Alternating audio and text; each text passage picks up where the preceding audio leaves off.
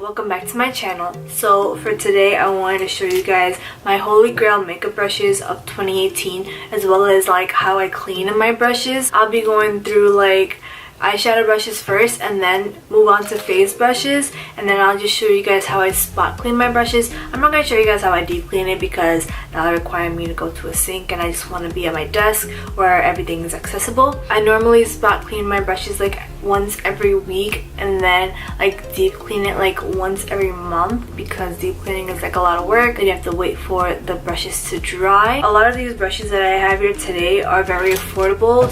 The only one I think is like a Japanese one, which is like $14, and it's an eyeshadow brush. So like $14 for an eyeshadow brush when you can get like one for like $3 at Elf. I mean, this one is really worth it. I use it all the time, don't get me wrong. It's never shed a hair, but like I have a lot of affordable options just for people who are starting out into makeup and want to, like, you know, branch out. And it's just easy to create looks with these brushes, in my opinion at least. So if you guys want to see how I do that, then please keep on watching. So first I'm going to go through my holy grail eyeshadow brushes, and then I'll move on to like the face brushes. So the first one I'm going to talk about is this Elf Professional eyeshadow brush. It looks like this. It's just a flat brush, and basically I use this to just pack shadow onto my lid. It's really good at distributing shadow equally. I don't usually have a problem. This brush barely sheds and I clean it quite often. The only problem that I have with this brush is like the glue is gone bad and it deattaches. I mean, it's fixable, but still, like, I've had this for years, by the way. Like, I'm talking like 5-6 years when I started out into makeup. And honestly, I've used other lid brushes before and nothing really compares to this one. I really do like it. The next one I'm going to talk about is a Japanese brush, the one that I was talking about in my intro. And it's this Japanese airbrush blending crease and a 105 brush. It looks like this. It's just your typical crease brush. It's easy to like define your crease with this brush because it's finer than other brushes, and as well as like just blending your crease out. It does a really good job, and I've never experienced any shedding at whatsoever with this brush, and it's still attached to the handle, so I really do appreciate that. I've gotten this brush, I think summer of like 2015-2016, when I just like started like branching out more into makeup. So, and I'm still using it. So I mean, you don't really have to invest in brushes to like get really good ones. I mean, there's many good elf brushes out there. You'll see me talk about so many in this video. Next one that I want to talk about is this Real Techniques Deluxe crease brush. It's a very chunky crease brush. It has more hair than the other one, and this is good for like putting down your transition shade. I love these brushes. Like, I have the whole line out, like the whole purple line. I think that's they only came out with eyeshadow brushes on this line. I'm not too sure, but I have all the brushes from this eyeshadow line, and let me tell you, like, you'll be hearing about most of them in this video. They're really good. I use them on a daily, and they also don't shed. The next two I'm going to talk about are the same brushes. I don't know why I have two of them, but it's the base shadow brush, and this is also really good with like putting a shadow on the lid. But like, I don't know, this is like much more bigger, much more fluffier than like the lid brush that I spoke about before. But this is like if you want like a precise lid, like if you're doing like a cut crease and you just want to like lay like glitter down or whatever, you're just gonna use this brush. But if you using like eyeshadow, like a matte eyeshadow, and you don't care if it gets into your crease, then this is your brush. So that's it for eyeshadow brushes. Honestly, those are the only brushes that I use on a daily, and I don't think I'll ever give them up because they work so well for me. So moving on to face brushes, and the next brush I'm going to talk about is this Real Techniques sculpting brush. So this is meant for cream contouring, but I don't use it for that purpose whatsoever. I use this to apply my foundation. I know you guys see this in so many of my videos. I think I use this in every single one of my videos if I'm not using like my sponge. This puts on your makeup so good, like oh my god, your face looks so airbrushed. Like I love this more than like a stippling brush and those flat foundation brushes out there. This is like heaven on your face. Like oh my god, it blends it out so beautifully. You don't see any lines on your face, and oh my god, I rave about this brush. I recommend this brush to so many people. The next brush that I want to talk about is a powder brush, and this brush was a pretty penny. I think it was like $14 also, but I use this for like underneath here and setting my lids. It just has like a natural curve, so it can just like fit into like really small places, because you know what, you can't use like a big brush to just like, no, you just, this brush, I recommend you invest in it. Or if you don't want to like spend all the money on this one, because I know this is like a limited edition line, this brush will be gone very soon. I recommend the e.l.f. Cosmetics small tapered brush. I think that's what it's called. I've used that one for years. I just don't know where I put it, so that one would have made this video, but I have not used it or found it in such a long time, so I just switched to this one and I like it just as much, but that one is like a cheaper alternative. So yeah, I would just put powder on my lids, or like when I bake, just like sweep it off. Like that's what I do with this brush. And by the way, I don't know if I told you guys, it's the Real Techniques 302 brush, and this is a close-up. Next brush I want to talk about is this e.l.f. Cosmetics complexion brush. Now this is what I use to like pack on like foundation powder, just to like set my entire face.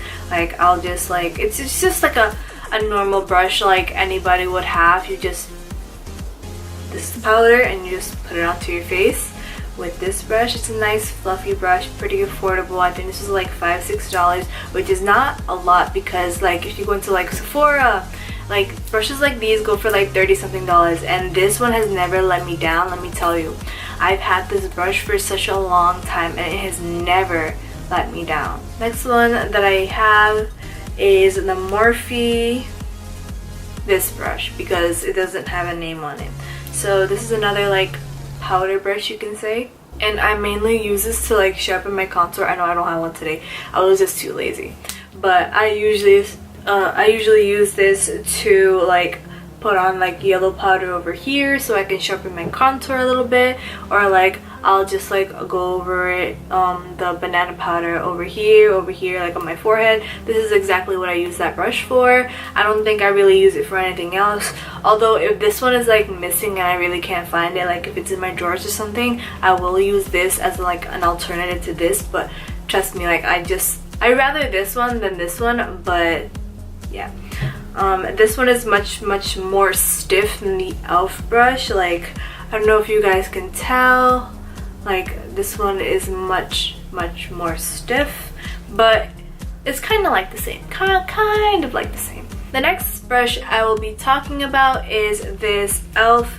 angled blush brush. I don't use it for blush at all. I mean, yes, this would be like a perfect like blush brush, but no, I use it for contour, because look at that angle. I just like pack contour on one side, right? Just put it on my face, and then I can turn over to the other side and then blend it upwards, so I can create like a nice contour on my face, and go in with this brush and just sharpening it out.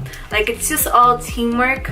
I really do love this brush. I've used this one by Tarte so many times, but it's never gotten my contour as right as this brush, so I just like put this off to the side. Although I know it's very expensive, this brush is like $34 and I think this one was like $4.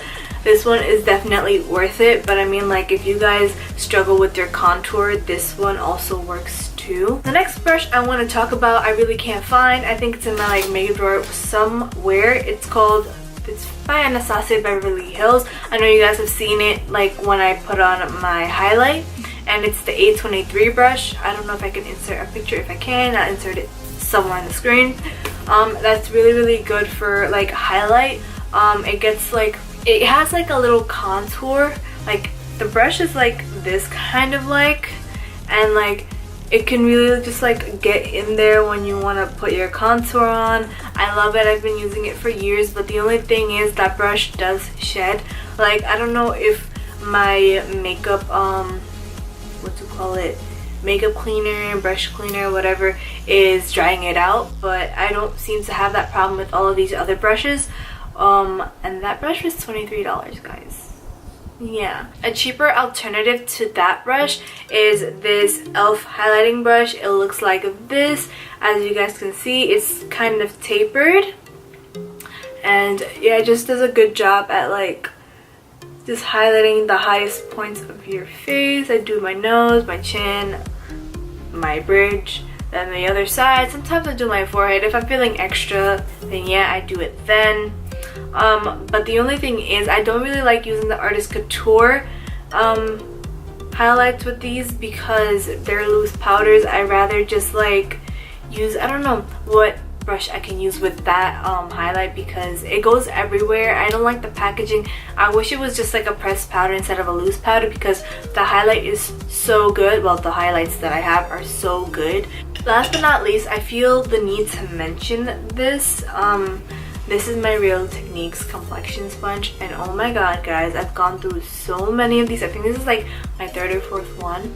I use it for baking, putting on concealer, foundation, like anything. I feel like every makeup beginner needs to have one of these. Like, this needs to be in the starter pack.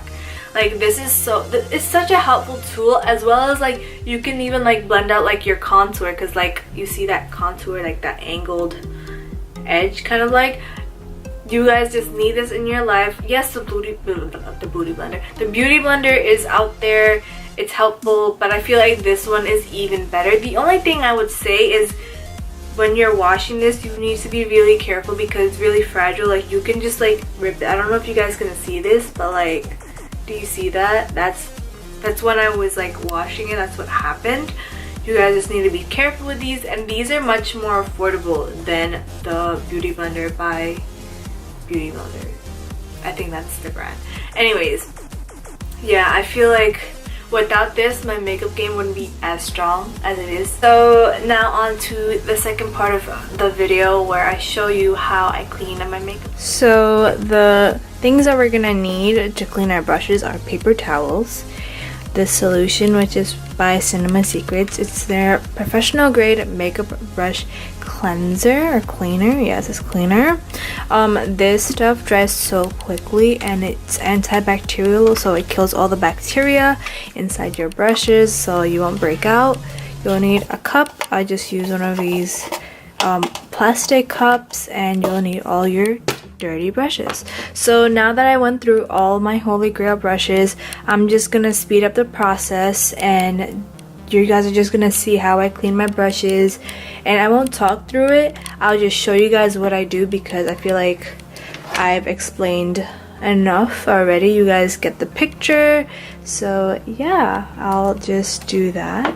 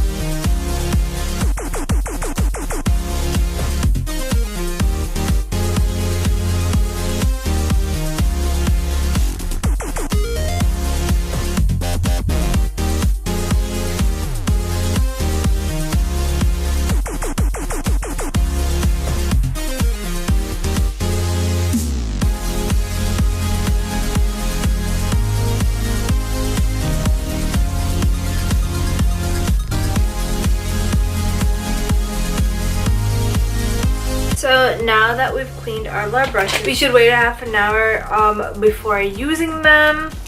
As you guys can see, like, this stuff works pretty well. Like, with one like little dab and some little swirls, all the products from the brushes were like gone, and these brushes are like brand new basically now. I don't know if you guys can see that, but yeah, it's like basically brand new. The solution won't clog your pores, so you don't have to worry about that. I'm living proof. Yeah, I just want to read you guys like the back of the bottle so you guys can get like a little idea as to what it does. So it says, this quick drying rinse-free formula will clean, condition, and deodorize both natural and synthetic makeup brushes while leaving a pleasant vanilla scent. Can also be used to clean all traces of wax, liquid, and powder from spatulas, palettes, metal tools, and implements. So this is not only for makeup brushes, but people who use like a special effects makeup can also use this. This is not cheap, by the way. This is like, I think this bottle was like $42. I got it at IMATS, and I think I paid around like $30 I don't really remember, and that was back in April. So April to January, because we're in 2019 now. This is how much I've used. A little goes a long way. You see the way that these brushes absorb the product. If you guys like this video and want more videos like these, then please tell me down in the comments. I love hearing from you guys. And yeah, that's it for today's video. So if you guys enjoyed this video, please like, comment, share, and subscribe. And I'll see you guys in the next one. Bye.